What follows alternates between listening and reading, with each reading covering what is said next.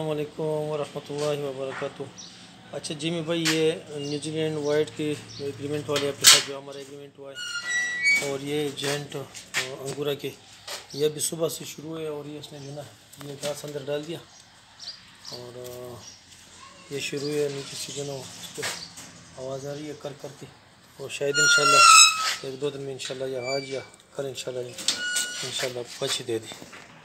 और ये भी न्यूजीलैंड वाइट की जो आपके साथ जो एग्रीमेंट की जो ना हमारी, इसने भी जो ना घास अंदर डाल दिया सारा। मैंने इधर उसको रखा हुआ था और ये घास वगैरह जो ना सारा अंदर डाल दिया ना।